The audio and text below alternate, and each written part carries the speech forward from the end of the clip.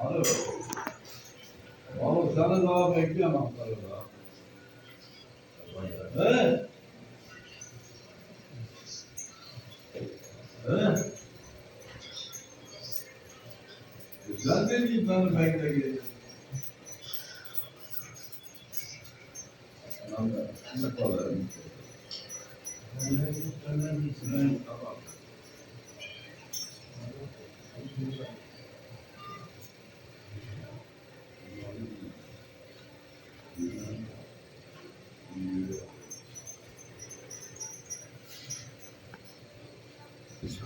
Kazanır.